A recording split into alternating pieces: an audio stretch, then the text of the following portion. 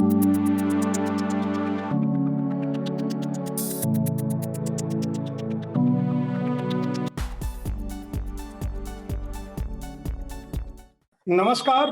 साहित्य तक पर मैं जयप्रकाश पांडे आज एक विशिष्ट आयोजन के चलते जुड़ा हूं और हमारे साथ अतिथि के तौर पर मनीषा तनेजा जी, जो अनुवादक हैं बड़ी, डॉक्टर अनामिका जी कवयित्री, साहित्यकार, कथाकार, बहुत सारी चीजें लिखती रही हैं। आप भी अध्यापक हैं। अभय के जी मेडागास्कर में राजदूत हैं और अच्छे कवि हैं, दुनिया भर में जाने जाते हैं, हिंदी को विश्व स्तर पर पहुंचाने का कार्य कर रहे हैं। और अशोक माहेश्वरी जी, जो अशोक जी को इसलिए बतौर प्रकाशक राजकमल समूह के कर्ता धर्ता हैं, उसके मुखिया हैं। और अशोक जी के नेतृत्व में राजकमल प्रकाशन से आई पुस्तक गीतांजलि श्री की रेत समाधि, उसे बुकर प्राइज के लिए शॉर्ट लिस्ट किया गया है। भाषा जब भाव बदलती है या अपना स्वरूप बदलती है, अपनी लिपि बदलती है, तो क्या वह केवल एक भावांतर होता है, एक अनुवाद होता है, या वह अपना पूरा का पूरा स्वरूप बदल लेती है?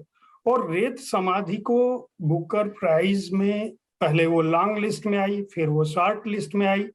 उसका हिंदी और भारतीय भाषाओं के लिए क्या महत्व है, इस पर हम चर्चा करेंगे। शुरुआत मैं अनामिका जी से करूंगा। पुरस्कारों का साहित्यकार के लिए क्या महत्व है, और हम किसी भी भारतीय साहित्यकार को, मैं यहाँ पे भारतीय शब्द कह रहा हूँ, केवल हिंदी नहीं कह रहा हूँ, तब ज्यादा मान्यता क्यों देते हैं जब वह अंतर्राष्ट्रीय स्तर पर कोई पुरस्कार या उसकी कोई पहचान की जाती है?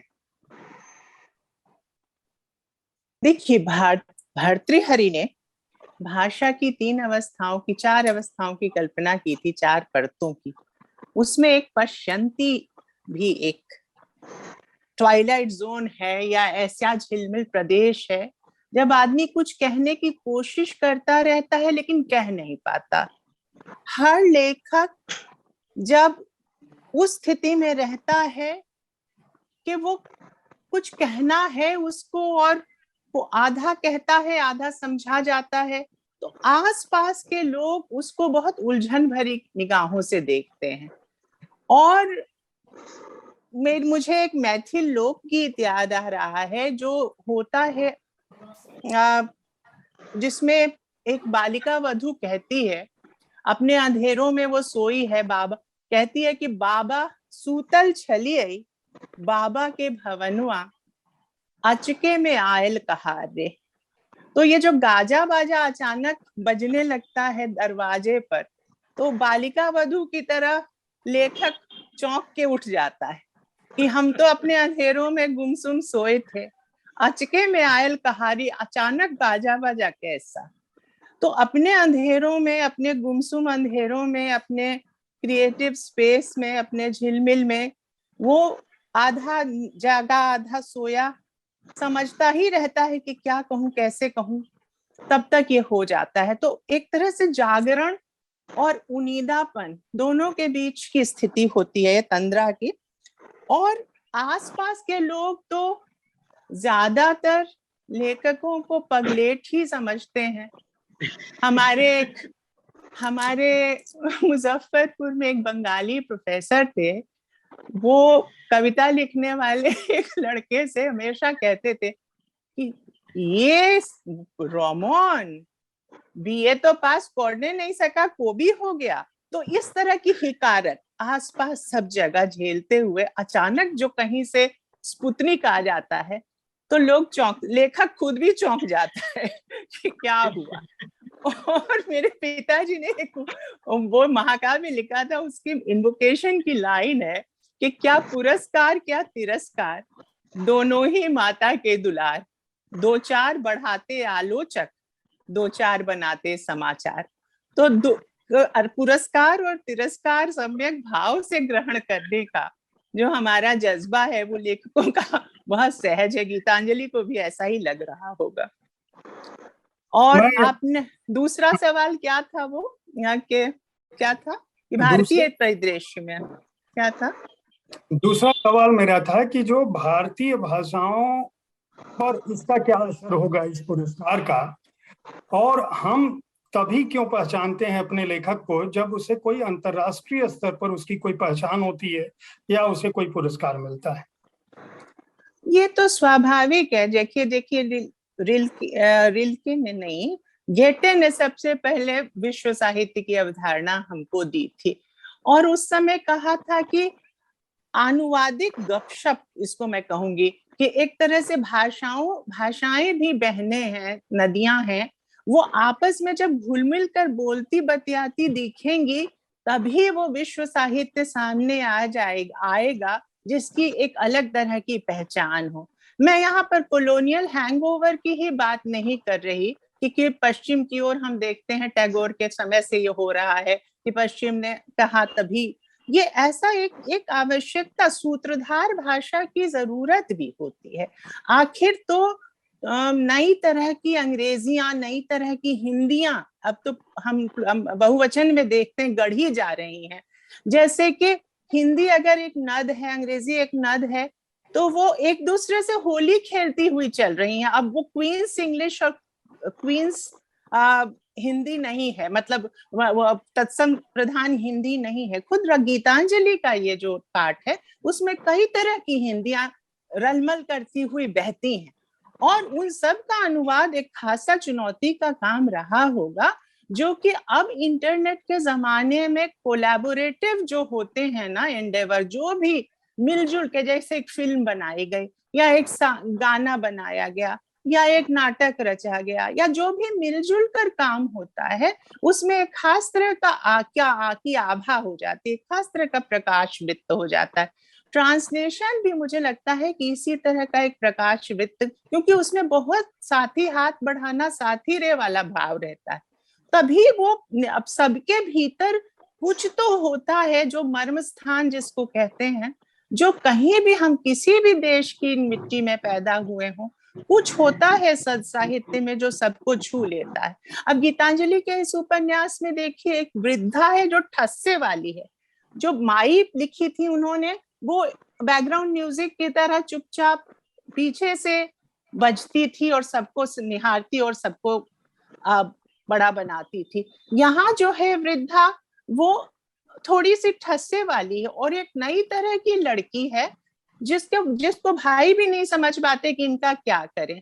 वो उसने किसी भी तरह का मतलब छतरी नहीं ओढ़ी है, वो स्वतंत्र एक लड़की है जो माँ को बॉर्डर के पार ले जाती है अपने पुराने साथी से मिलान।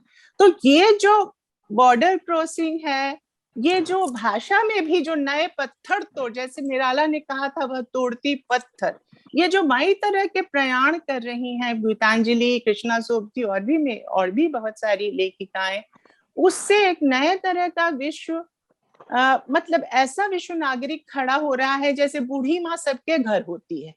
अब उतनी ठस्सेदार हो या ना हो जितनी ये वृद्धा हैं, लेकिन सबके तो एक यूनिवर्सल अपील। फिर उसके बाद यहाँ दरवाजा भी एक चरित्र है, यहाँ बहुत तरह के जो हिंजड़ा है गली का वो भी एक चरित्र है।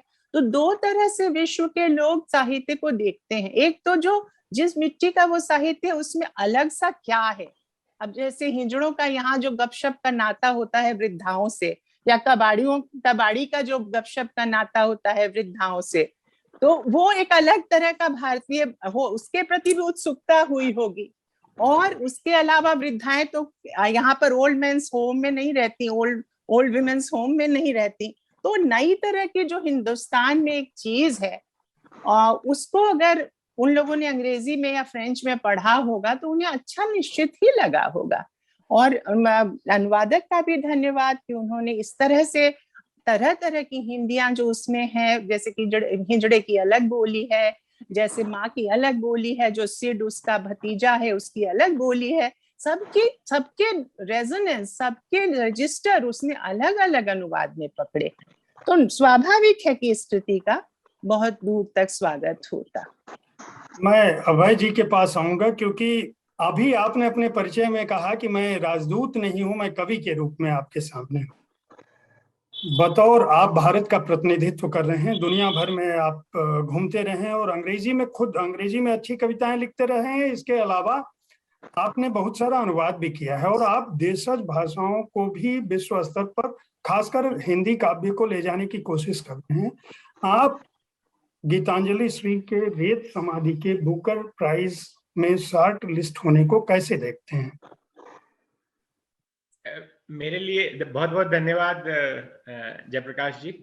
और मुझे बहुत खुशी है कि जो है गीतांजलि श्री जी का जो उपन्यास है उसका अनुवाद अंग्रेजी में हुआ और उसको जो है सबसे पहली जो महत्वपूर्ण बात है वो है अनुवाद होना।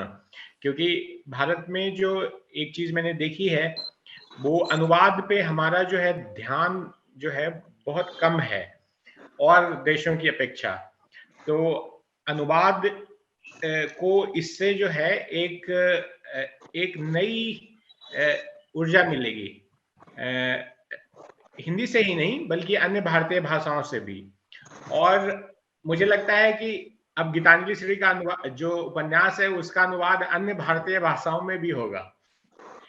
क्योंकि जो अनामिका जी जैसा कह रही थी कि एक लिंक लैंग्वेज जो अंग्रेजी में अब उसका अनुवाद हो चुका है, तो उससे लोग तमिल में भी कर सकेंगे, उससे मलयालम में भी कर सकेंगे। तो एक तरह से जो है एक नई शुरुआत होगी। और कई पिछले 1-2 दशकों से ये प्रयास चल रहा है कि भारतीय जो उपन्यास हैं, विभिन्न भाषाओं के जो उपन्यास हैं उसका अनुवाद किया जाए, उसको विश्व स्तर तक लाया जाए। और मैंने जो है ये देखा है कि मैंने जैसे एक मैं बुक एडिट कर रहा था, उसका ये है 100 ग्रेट इंडियन पोएम्स। और ये जो जब मैं इसका संपादन कर रहा था तो मुझे लगा कि जो भारतीय भाषाएं हैं उनमें जो कृतियां हैं वो जमीन से जुड़ी हुई हैं। वो जो है ज्यादा मुझे पसंद आती हैं उन कृतियों से जो ओरिजिनली इंग्लिश में लिखी जाती हैं। तो ये जो पुरस्कार है, शॉर्ट लिस्ट है, वो उससे भारतीय भाषाओं में जो कृतियां हैं, चाहे कविताएं हों चाहे उपन्यास हों, उनको विश्व स्तर तक ले जाने में हमें मदद मिलेगी। क्योंकि पुरस्कार जो होता है एक लाइटनिंग रॉड की तरह होता है, मतलब कि एक फ्लैश होता है। जैसे अनामिका जी ने बताया कि वो गाना बजाना होता है, बारात टाइप का तुरंत आ जाता है। तो उससे जैसे देखिए आप भी बातें कर रहे हैं, आज तक इस पे बातचीत कर रहा है, पूरी दुनिया इस पे बातचीत कर रही है, पूरे भारत में चर्चा हो रही है कि अनुवाद जो है अनुवाद किया जाए।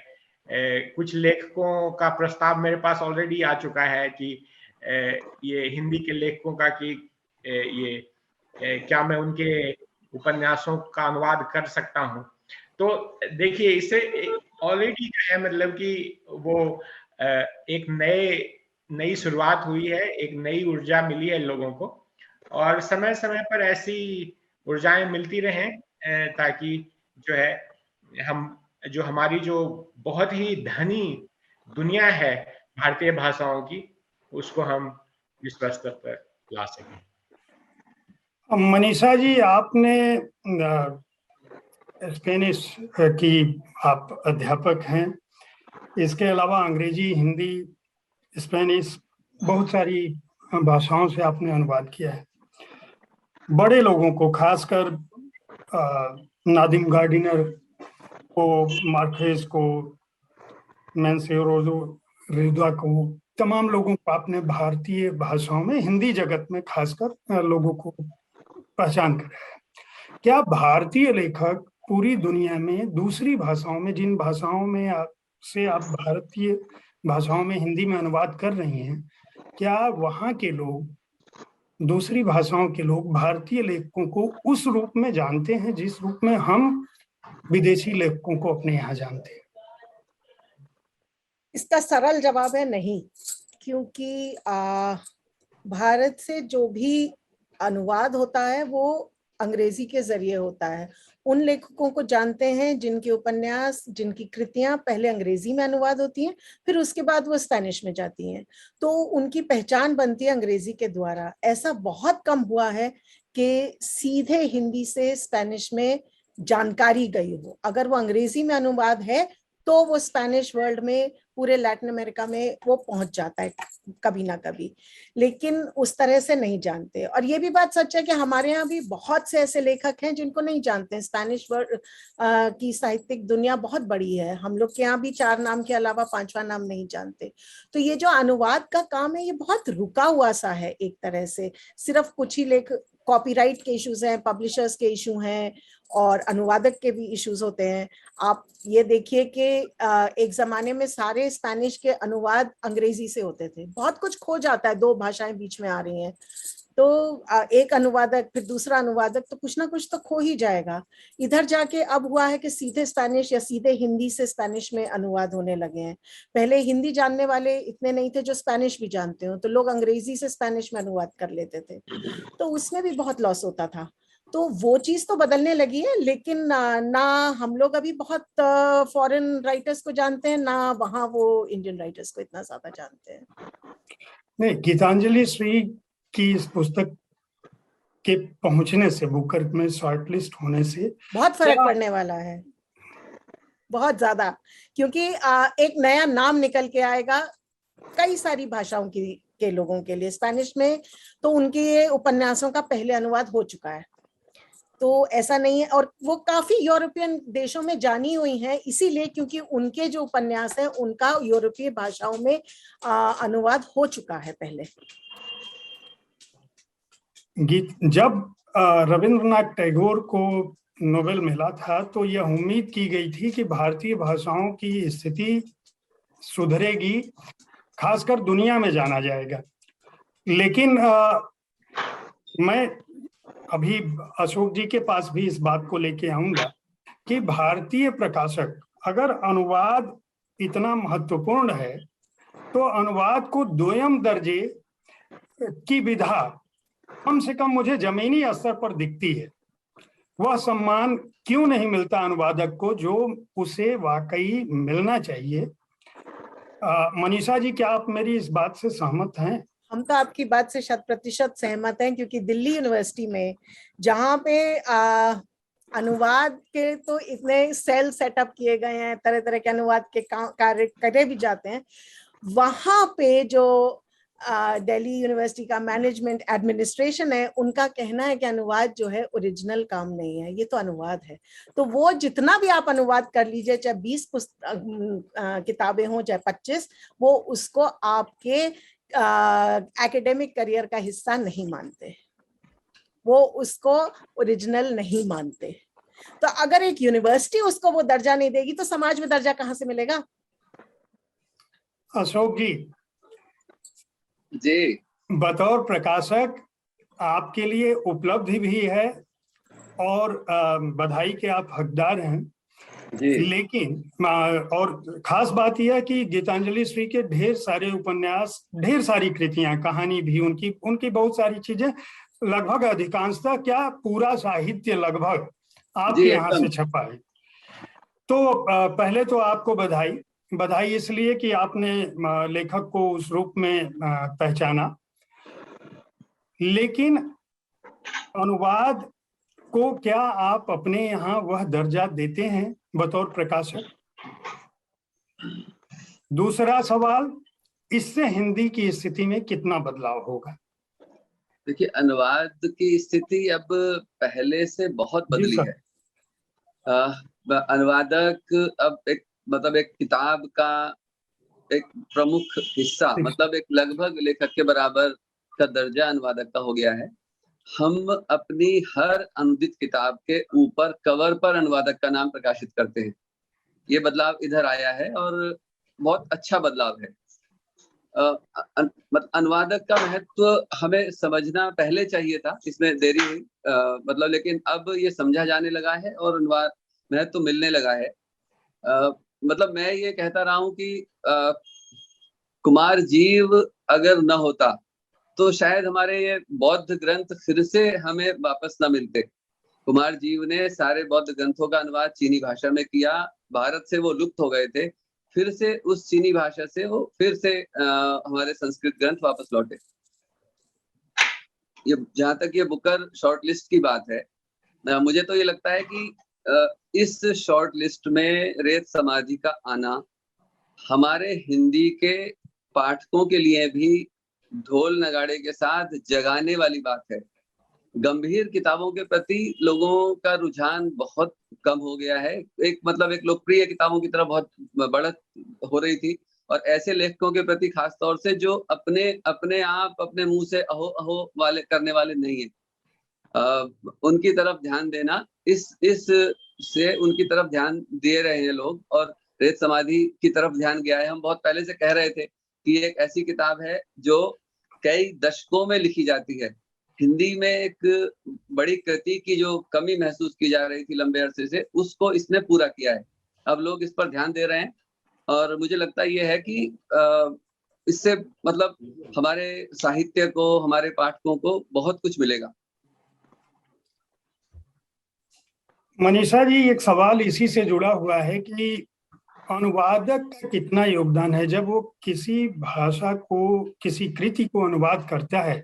जैसे हम जब रेत समाधि की बात करते हैं तो उसके जो अनुवादक हैं उनका कितना योगदान है इस कृति को उस बुकर के जूरी के दिमाग तक पहुंचाने के में? लगभग उतना जितना लेखक का है, लगभग उतना, क्योंकि सिर्फ दो भाषाएं नहीं हैं, यहाँ पूरा परिवेश, पूरी संस्कृति, हर एक चीज को ध्यान में रख के हर एक शब्द चुना जाता है, गढ़ा जाता है, एक एक वाक्य गढ़ा जाता है। अगर अनुवादक ये ना कर पाए, वो परिवेश खड़ा ही नहीं कर पाए, तो कोई जूरी उसको देखे, कोई पढ़ेगा भी नहीं उसको, ना ही वो अनुवाद होगा।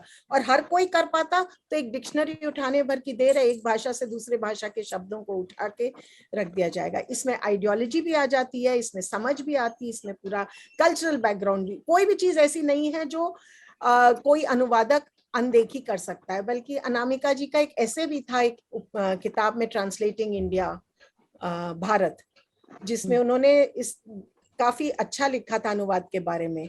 और यही कि अगर वो, कई बार होता है कि अनुवादक वो पकड़ लेता है जो शायद आम पाठक नहीं पकड़ पाता है, क्योंकि अनुवाद करने से पहले वो पूरी उसको अच्छी तरह से उसमें घुसता है किताब में। ऐसा नहीं है कि किताब उठाई, डिक्शनरी उठाई, आपने एक शब्दकोश उठा लिया और आपने शब्दों को एक भाषा से दूसरी भाषा में रख दिया।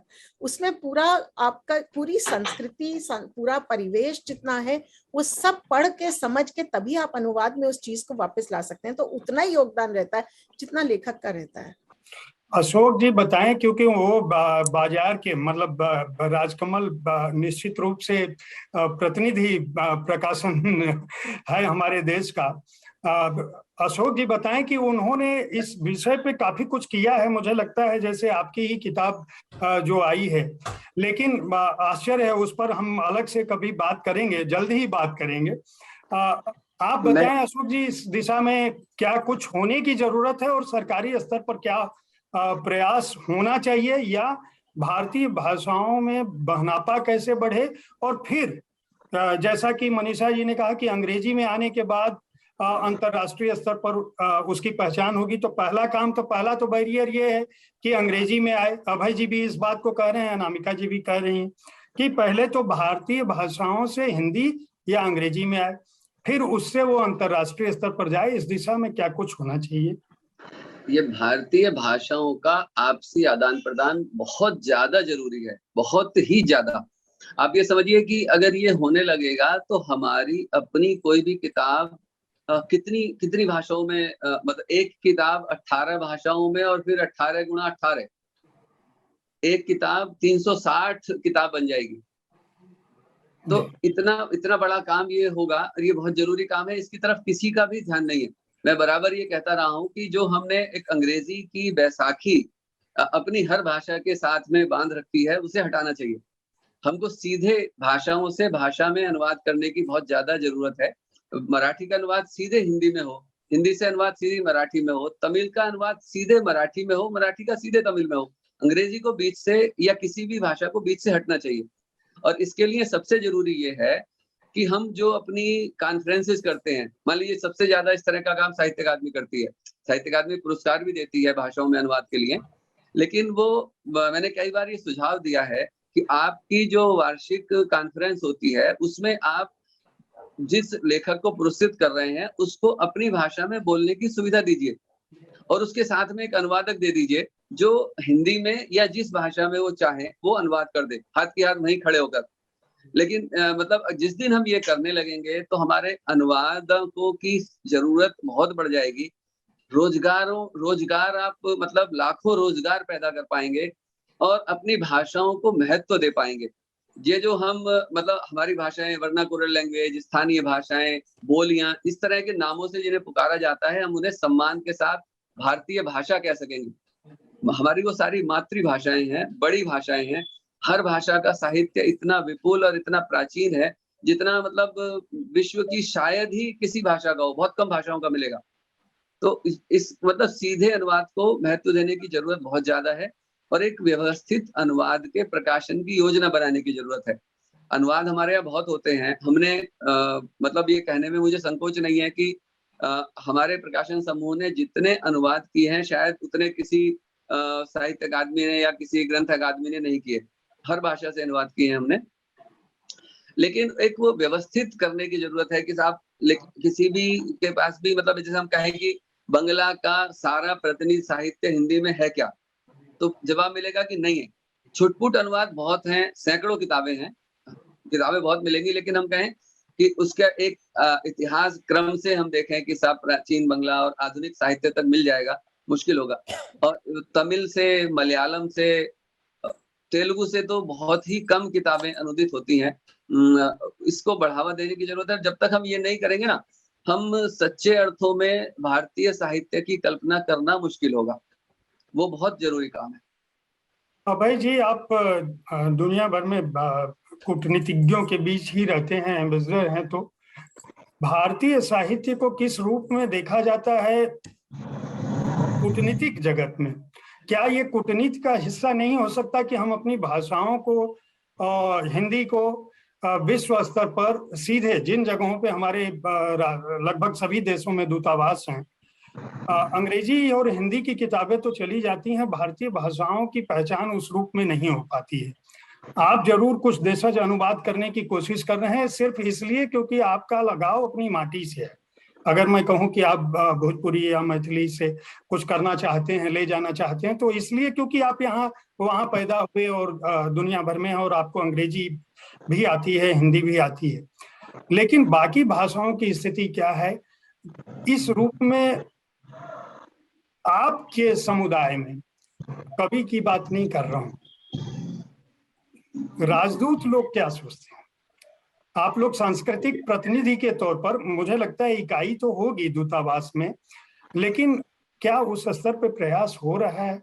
नई सरकार कुछ सोच रही? जी, प्रयास देखिए बिल्कुल हो रहा है। जैसे कि ये जो पहली बात की, जो ये बुकर इंटरनेशनल प्राइज जो है वो भी नई चीज है। वो पहले वो बुकर इंटरनेशनल प्राइज नहीं हुआ करती थी, ये इसकी शुरुआत भी कुछ समय पहले ही हुई है। तो लोग ज्यादा जागरूक हो रहे हैं। मैंने आपको ये 100 ग्रेट इंडियन पोएम्स बताया, इसमें भारत की 28 भाषाओं से जो है कविताएं जो हैं वो अनुवादित हैं अंग्रेजी में, और इसका अनुवाद जो है विश्व की आधा दर्जन से ज्यादा भाषाओं में हो चुका है। जैसे पोर्चुगीज है, स्पेनिश है, इटालियन है, आयरिश है, फ्रेंच है, मालागासी है, और भी कई भाषाओं में इसका अनुवाद हो रहा है। तो भारतीय जो साहित्य है उसके लिए एक जो है मतलब कि उसका डिमांड है, उसके लिए जगह है। लोग भारतीय साहित्य को बड़ी अच्छी दृष्टि से देखते हैं। अब है कि कैसे जो है हम भारत की जो भाषाएं हैं उसके जो मुख्य, जैसे कि अगर हम प्रतिनिधि उपन्यास या प्रतिनिधि कृतियां हर भाषाओं से चुन करके हम उसको विश्व स्तर पर ला सकें, तो इसके लिए प्रयास करना होगा। मैंने पहले भी सुझाव दिया था कि हमें एक नेशनल ट्रांसलेशन सेंटर की जरूरत है, और वैसी जगह जहां पर कि जो है ट्रांसलेशन 24/7 होता रहे। दूसरी चीज ये है कि जो मनीषा तनेजा जी कह रही थी कि जो ट्रांसलेशन जो ट्रांसलेशन सरकारी तरीके से होता है वो उसका जो वैल्यू भी होता है वो उसी तरह का होता है। तो अंतर ये है कि गीतांजलि श्री का जो डेसी रॉकवेल ने जो ट्रांसलेशन किया है वो एक पैशनेट ट्रांसलेशन है। इसीलिए मैं जो भी ट्रांसलेशन करता हूं या मेरी कृतियां जो ट्रांसलेट होती है, मैं किसी प्रोफेशनल ट्रांसलेटर्स को हायर नहीं करता हूं। मैं सिर्फ ये उन्हीं को ट्रांसलेशन करने देता हूं जो कि पैशनेट हो, मतलब कि जो कि मतलब जो इसको जो है दिल से चाहते हो कि उसको करना है हमें, और इसलिए क्योंकि वो उससे जो है उन कृतियों से उनको प्यार है। तो ये भी हमें समझना होगा कि जैसे साहित्य अकादमी है या प्रकाशक भी जो हैं, जैसे अशोक माहेश्वरी जी ने, उनके पास वो हर वर्ष 100 से ज्यादा किताबें पब्लिश होती होंगी, 100-200, लेकिन जो है 100-200 किताबों में से जो है वो कितनी किताबें हैं जिसका वो ट्रांसलेशन राइट्स जो है वो बेच पाते हैं, मतलब विदेशी प्रकाशकों को, वो भी बहुत जरूरी है। हर प्रकाशक को भारत में आज जो है वो ये अपने ट्रांसलेशन राइट्स पे ध्यान देना चाहिए, और जो जो दूसरे देशों के या जो पब्लिशर्स हैं, प्रकाशक हैं, उनके साथ टाई अप करना चाहिए। वो भी बहुत जरूरी चीज है, क्योंकि उससे जो है बहुत अंतर पड़ता है। छोटी छोटी किताबें भी जो है वो बड़ी बन जाती हैं। तो और आपका जो प्रश्न है कि कैसे, जैसे कि हमारे जितने दूतावास हैं वहां पे एक इंडिया कॉर्नर है, वहां पर जितनी जो भारत की मुख्य किताबें हैं वो उसमें होती हैं, और ये इंडिया कॉर्नर्स जो है लाइब्रेरीज में भी सेटअप किए गए हैं। जैसे कि हर देश की जो मुख्य लाइब्रेरीज हैं उनमें से उनको जो है भारतीय राजदूतावास उनको बुक्स डोनेट करता है, और वहां पे वो एक इंडिया कॉर्नर बनाते हैं, और उसमें जो है भारत की जैसे 100 किताबें होती हैं, 50 किताबें होती हैं ऐसे। लेकिन जो ये प्रयास जो है भारत की भाषाओं से को मतलब विश्व स्तर तक लाना, इसके लिए अभी बहुत ज्यादा काम बाकी है। और अभी मैंने, जैसे आपको एक उदाहरण देना चाहता हूँ कि बुक ऑफ बिहारी लिटरेचर मैंने एडिट किया है, जो कि अक्टूबर में हार्पर कॉलिंस पब्लिश कर रहा है। तो ये पहली बार है ऐसा, मतलब कि पहली बार कि बिहार की जो 11 भाषाएं हैं उसको जो है उसका अनुवाद इंग्लिश में हुआ है, पहली बार। मेरी जो मातृभाषा है मगही, उसको लोग जानते ही नहीं है, वो उसका प्रोनाउंसिएशन तक ठीक से नहीं कर पाते। तो उसमें से कोई भी जो है न कहानी न कविता का अनुवाद, किसी भी चीज का अनुवाद न हिंदी में है न अंग्रेजी में है। तो ये जो प्रयास है वो एक तरह से जो है वो धीरे धीरे, मतलब कि ग्रेजुअल प्रोसेस है, और इसमें सबको जुटना होगा, साहित्यकार ही नहीं बल्कि प्रकाशक और मीडिया भी उन्हीं चीजों पे ध्यान देती है जब किसी को बुकर मिलता है। अगर छोटा मोटा कोई ये सम्मान मिले तो मीडिया का ध्यान नहीं जाता उस पे। कई लेखक को तो मैं तभी जान पाता हूँ जब उनकी मृत्यु हो जाती है, तभी मीडिया उन पे एक छोटा सा उनके बारे में चीज लिख देती है कि इनका देहांत हो गया और ये बड़े बड़े लेखक थे, लेकिन उसके पहले जो उनकी कृतियां थी उसके बारे में मीडिया कभी कोई जिक्र नहीं करती है। तो और ये बड़े बड़े जैसे कि श्रीलाल शुक्ल थे, उनके बारे में मुझे तभी पता चला जब उनकी मृत्यु हो गई। तो अब इतने बड़े बड़े जो साहित्यकार हैं उनका ये हाल है, तो फिर छोटे साहित्यकारों का तो छोड़ दें। तो मेरा कॉन्क्रीट सजेशन है कि पहला कि हमें एक नेशनल ट्रांसलेशन सेंटर की जरूरत है, वो नेशनल भी हो और इंटरनेशनल भी हो, और उसमें क्योंकि अब अंग्रेजी भी एक भारतीय भाषा ही मानी जाती है, तो उसको हम अपनी मतलब जो भी जितनी भाषाएं हैं और उसका जो है वो मतलब कि जबरदस्ती अनुवाद कराने की जरूरत नहीं है, ऐसे लोगों की जरूरत है जिनको नेचुरल इंटरेस्ट हो इन सब चीजों में। कुला जी, आप अब देर से आए, बीच में बार बार कट जा रहे हैं, लेकिन अभी जो हमारी चर्चा हुई उसमें दो महत्वपूर्ण सवाल उभर के आए। एक कि भारतीय भाषाओं का आपस में विनिमय होना चाहिए, आपस में एक दूसरे से जुड़ाव होना चाहिए, और ये प्रयास जो है वो अशोक माहेश्वरी जी का भी यही कहना था, मनीषा तनेजा जी का भी यही कहना है, अभय जी का कहना है कि नेशनल ट्रांसलेशन सेंटर होना चाहिए।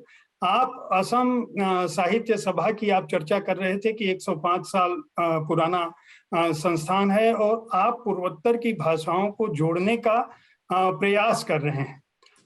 आपका ये भी ये कहना है कि भाषांतर एक बहुत महत्वपूर्ण चीज है, लेकिन ये एक बहुत बड़ी विडंबना है। जैसे अभी इन्होंने कहा कि श्रीलाल शुक्ल का नाम अभय जी तब जाने जब उनका देहांत हो गया। हम अपनी भाषाओं के बड़े साहित्यकारों को भी नहीं जान पाते हैं। आखिर इस दिशा में क्या किया जाना चाहिए? देखिए जयप्रकाश जी, ये जो अनुवाद के जो महत्व है वो मतलब हमको सभी को समझना पड़ेगा, इसलिए कि इन भारत में जितना भाषा है, स्वीकृत भाषा, उसके अलावा भी इतने भाषाएं हैं जिनका मतलब लिखित रूप से इतना अच्छी ढंग से साहित्य नहीं है। जैसे मतलब अभी नॉर्थ ईस्ट में हम लोगों ने क्या किया अभी, जैसे मतलब असमिया का आप जानते होंगे, भूपेन हजारिका, वो जो जानते होंगे आप, जो गाना म्यूजिक का बड़ा, भूपेन हजारिका का अभी 90 सॉन्ग्स हम लोगों ने असमिया से मणिपुरी भाषा में ले गया अभी, और असम के काफी लोगों का मतलब बड़े बड़े पुराने जो जितने साहित्यकार थे उन लोगों का हिंदी अंग्रेजी में ट्रांसलेट किया है। इस ढंग से हम दूसरी भारतीय भाषा में, जैसे उड़ीसा में उड़िया भाषा में, और उड़िया का असमिया में ले आया हूँ। इस ढंग के थोड़ा कुछ एक्सचेंज, जो लिटरेचर एक्सचेंज जो बोलते हैं, उसका विनिमय हो रहा है और काफी दिनों से ये चल रहा है। और हम लोग का एक अनुवाद प्रकल्प भी है जिसके अंदर हम लोग ये काम करते हैं असम साहित्य सभा के अंदर। तो मेरा कहना है कि इंडिया में जितना भाषा है भारत में, सभी का इतना रिसोर्स है, मतलब सभी भाषाओं में इतने अच्छे लिटरेचर है। अगर हम ये लिटरेचर अगर बाहर ले जाए यार, हम आपस में भी हम जान सके, तो मेरे ख्याल से सभी को मालूम होगा कि भारत का कितना रिसोर्स है मतलब लिटरेचर में। तो मेरे ख्याल से ये अनुवाद एक बड़ा इम्पोर्टेंट चीज होता है होंगे, and everybody should pay attention to this, because through translation only हम लोग आपस को मतलब जानने के लिए वो मौका मिलेगा। लेकिन अनुवाद, what I have seen is it's not a very easy thing to do, because देखिए आप अनुवाद में आप क्या करते हैं, आप एक दूसरा भाषा का एक किताब हम आपके सामने है, आप इसको एक डिफरेंट लैंग्वेज में ले जाना चाहेंगे। ये जो हम जिस लैंग्वेज में ले जाएंगे, हमारे साथ कुछ वर्ड है, शब्द है, वो शब्द सफिशिएंट है या नहीं, ये जो किताब हमारे सामने है उसको हम अनुवाद करके लोगों के पास ले जाए। जैसे हम एक छोटा सा आपको गिव यू एन एग्जांपल, जैसे मतलब मॉर्निंग, सुबह का भी इतना वर्ड होते होंगे इन असमीज, जैसे प्रभात, आप लोग हिंदी में भी प्रभाती होंगे, उषा है, दोकमुकाली है in Assamese, different moments of the morning time are being represented through different words. तो इसको हम कौन सा वर्ड डालेंगे इसमें, ये थोड़ा सा जो दिक्कत आती है अनुवाद करने वालों के सामने।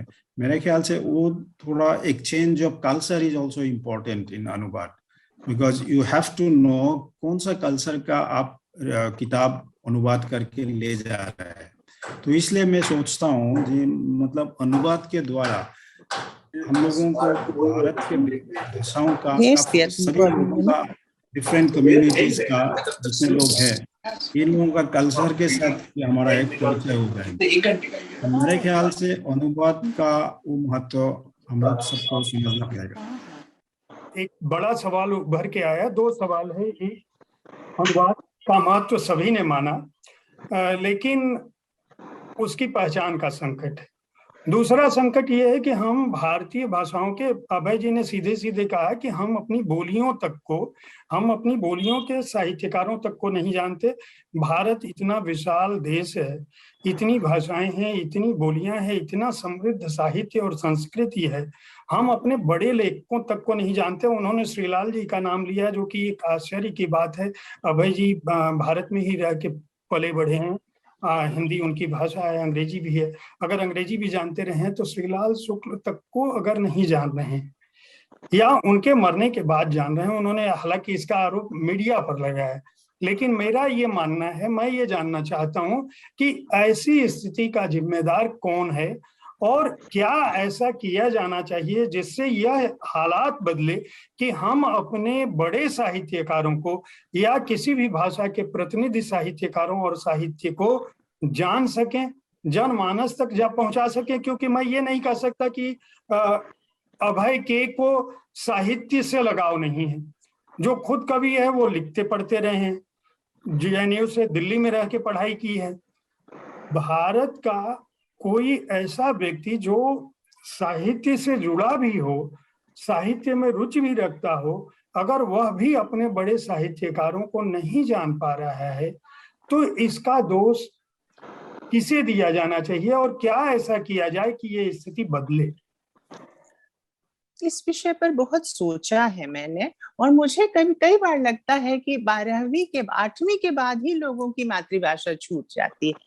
और हमारे यहाँ मध्य वर्ग में इंजीनियरिंग, डॉक्टरी और अफसरी, ये 3 चैनल हैं जिसके लिए लोग स्पर्धा पीड़ित पढ़ाई पढ़ते हैं। उसमें अपना भाषा का साहित्य तो बिल्कुल ही छूट जाता है।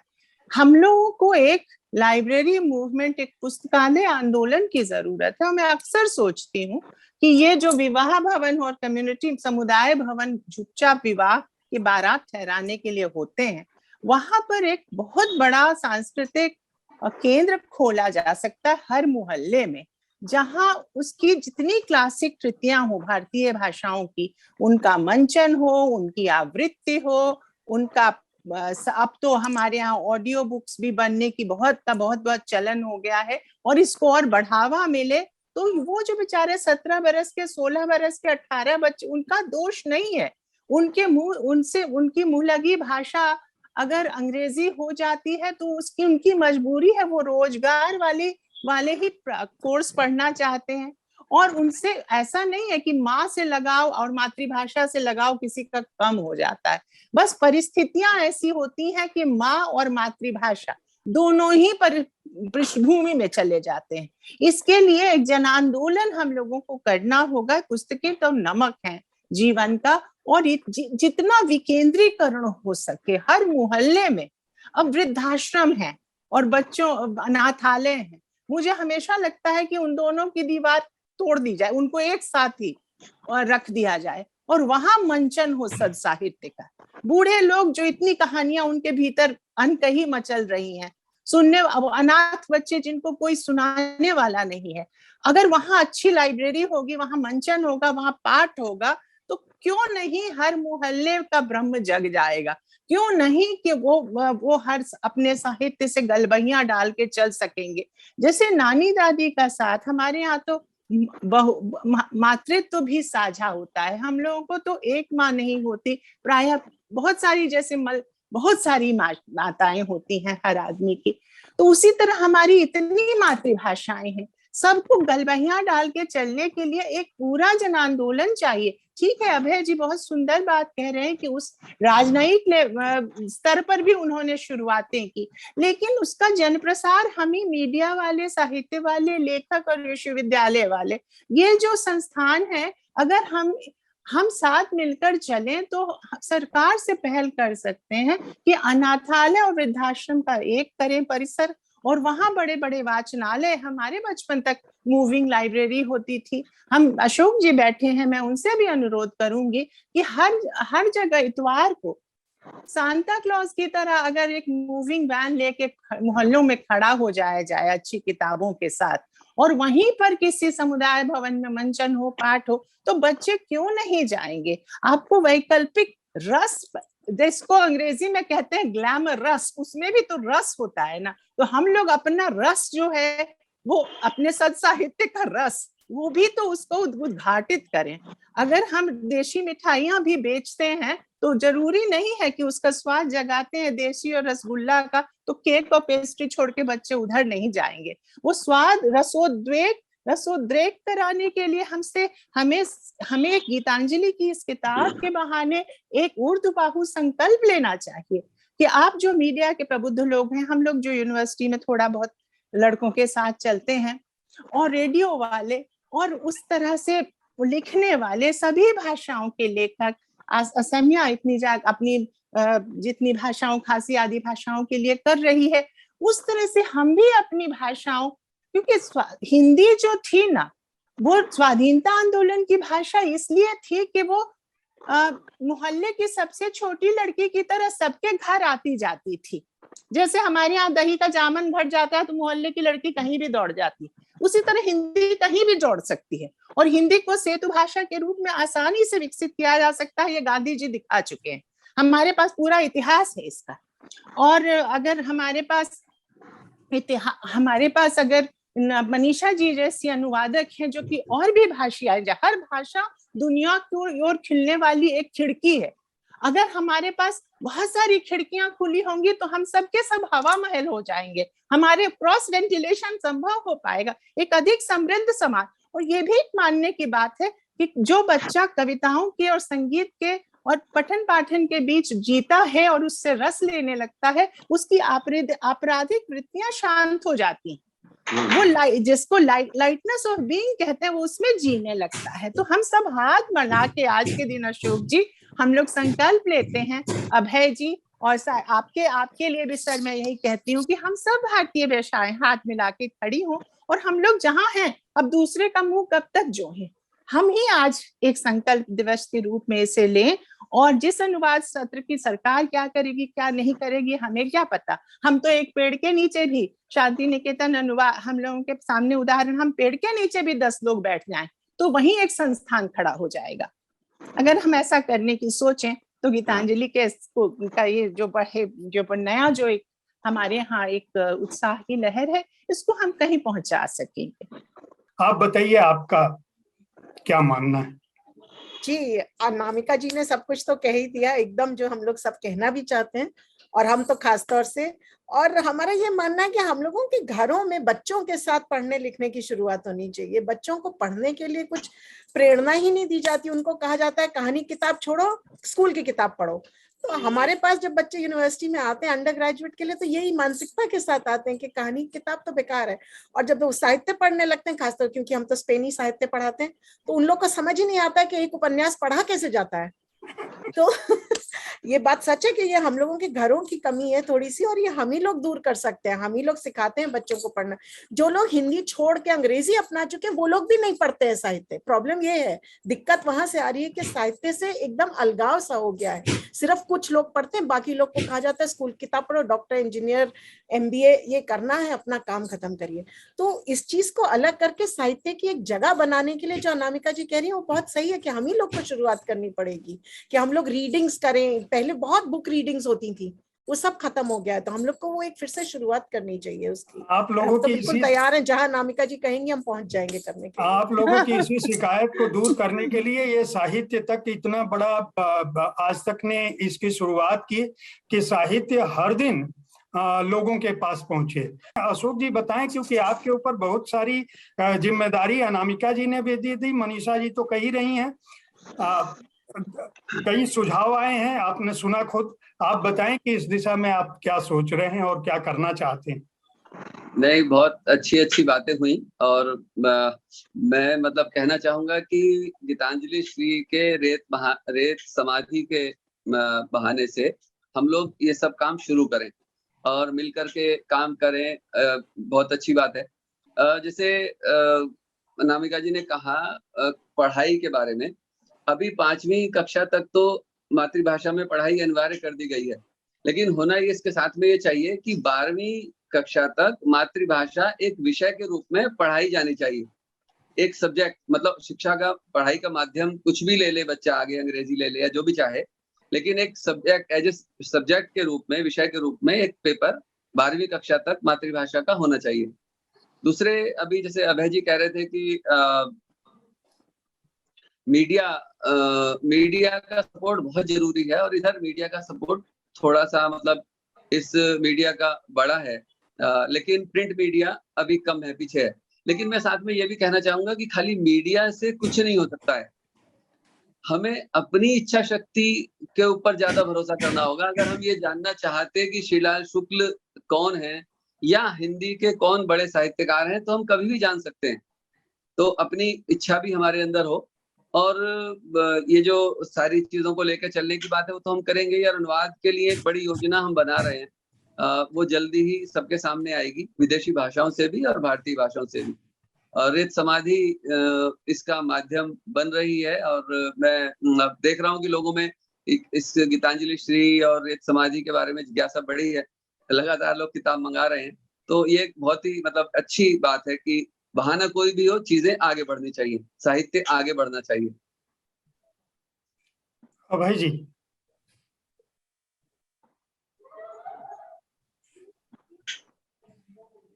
आप म्यूट हैं, आप म्यूट हैं, आप अनम्यूट। मैं कह रहा हूं कि बहुत अच्छी बात है, ये अच्छा मौका है हम लोगों के लिए ये आगे बढ़ाने का। और मैं जो है वो कर्मों में विश्वास रखता हूं, मतलब एक्शन में विश्वास रखता हूं। तो ये मैंने जो है वो इसका कालिदास की 2 रचनाओं का अनुवाद किया है, और ये जो है अभी पूरी और भी भाषाओं में इनका अनुवाद हो रहा है।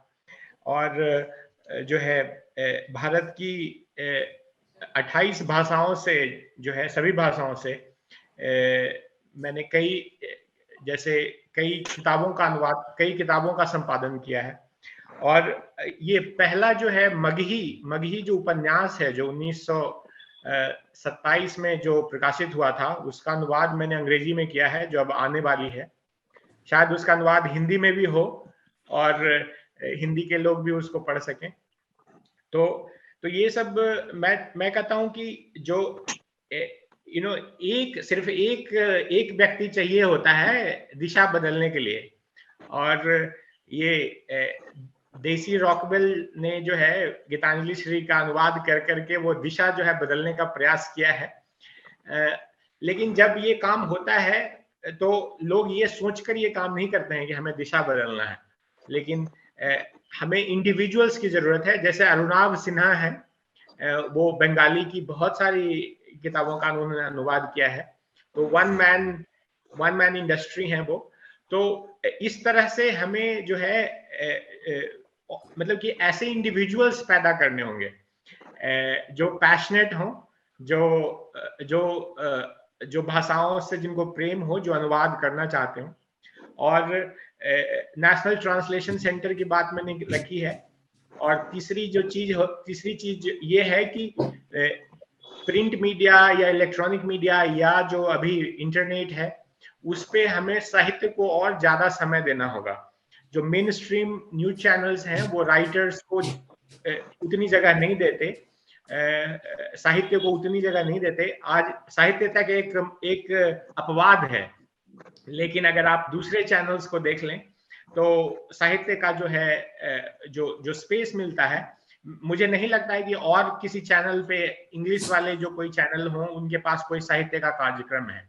या कभी एज ए राइटर कभी मुझे मौका मिला हो कुछ कहने का, या किसी और को मौका मिला हो।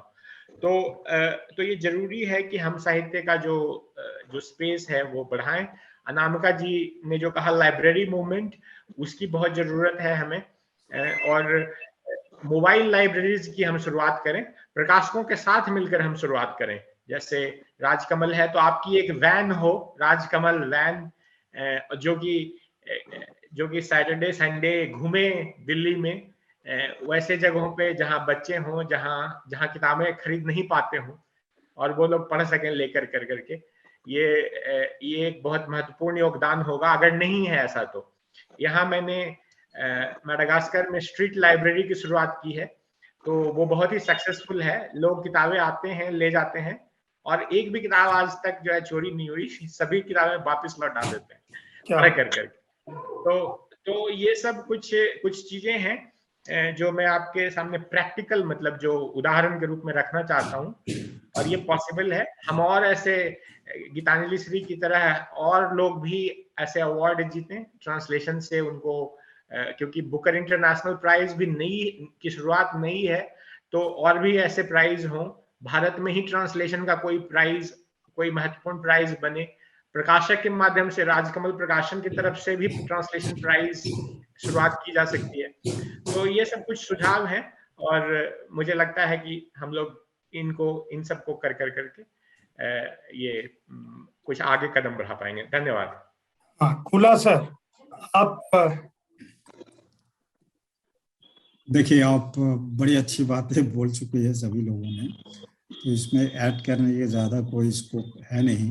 लेकिन मैं देखा हूँ जैसे मतलब गांव-गांव में अगर हम लोग जैसे यहाँ पे कोशिश किए हैं, मोबाइल लाइब्रेरी, बस में किताब लेके ले जाना अंदर, छोटे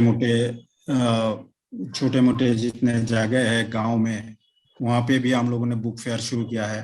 तो इन प्रचेष्टा में काफी चीज आगे बढ़ रही है। लेकिन जैसे मतलब